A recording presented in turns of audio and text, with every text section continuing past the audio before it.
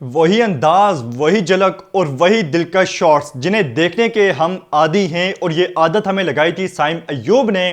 खूबसूरत शॉट्स की हम काफ़ी अरसे से उन्हें मिस कर रहे थे, वो उस रिदम में नज़र नहीं आ रहे थे जब से इंजरी से वापस आए थे। लेकिन आज क्या शानदार खेल पेश किया है साइम अय्यूब ने। और बड़ी खुशाइन चीज़ है कि एशिया कप और T20 वर्ल्ड कप से पहले साइम अय्यूब फॉर्म में वापस आ गए हैं।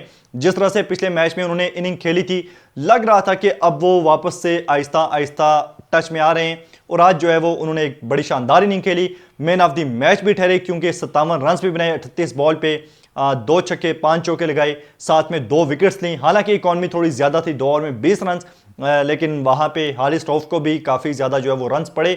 लेकिन अगर बात हम करें साइम अय्यूब के साथ साथ सुफियान मुकीम के बारे में, मतलब कि हम पिछले 6, 8, 10 महीने से बड़ा शोर मचा रहे हैं उनके बारे में कि उन्हें बार बार क्यों ड्रॉप कर दिया जाता है। और वेस्ट इंडीज़ के बैट्समैन जितनी ज़्यादा स्ट्रगल कर रहे थे सुफियान मुकीम के अगेंस्ट, तो ऐसा लग रहा था कि बिल्कुल वो समझ नहीं पा रहे। एक तो ठीक पेस के साथ भी बॉलिंग करते हैं और लाइन लेंथ जो सुफियान मुकीम की है उसे रीड करना या उस वक्त देना बिल्कुल भी आसान नहीं है। बैटर के पास बिल्कुल भी टाइम नहीं होता कि वो उस चीज को समझे, उस बॉल को समझे। सुफियान मुकीम ने 4 ओवर में सिर्फ और सिर्फ 20 रन देकर 1 विकेट हासिल की है और बिल्कुल जो है वो अपनी नपी तुली बॉलिंग से वेस्ट इंडीज के जो बैटर्स हैं उन्हें परेशान करके रख दिया है। और ये वही प्रेशर था जो बिल्ड किया गया और वेस्ट इंडीज के बैटर्स परेशान हुए स्पिनर्स की तरफ से, खास करके सुफियान मुकीम और नवाज की तरफ से। साइम अय्यूब ने भी 2 विकेट्स दिए, लेकिन नवाज और सुफियान मुकीम ने बड़ी नबी तुली बॉलिंग की और रन्स बिल्कुल भी नहीं दिए। 4 ओवर में 23 रन दिए हैं मोहम्मद नवाज ने, 3 विकेट्स लिए हैं, और 4 ओवर में सिर्फ और सिर्फ 20 रन दिए हैं सुफियान मुकीम ने। फिर वही बोलते हैं कि एक बंदा अच्छी बॉलिंग कर रहा है, बार बार अच्छी बॉलिंग कर रहा है, आपको रिजल्ट निकाल के दे रहा है, और आप उसे फिर से ड्रॉप कर देते हैं।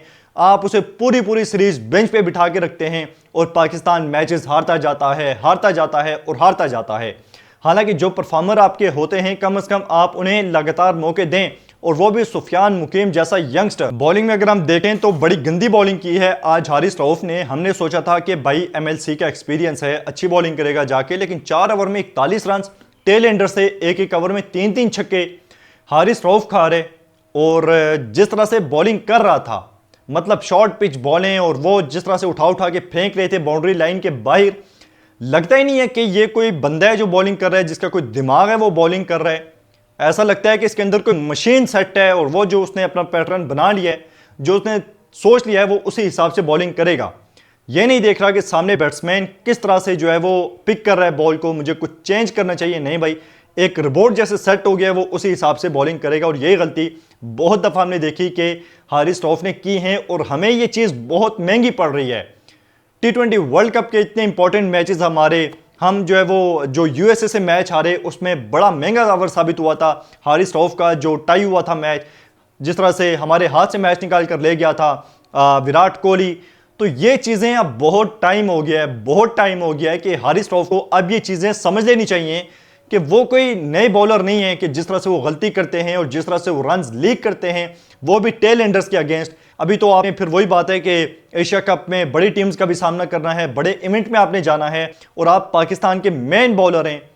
तो ये रिजल्ट अगर आप देंगे तो फिर पाकिस्तान कभी भी इवेंट नहीं जीत सकता, और हम फिर वही जो है वो ट्रॉफी की उम्मीद लिए बैठे रह जाएंगे, लेकिन हम नहीं जीत पाएंगे।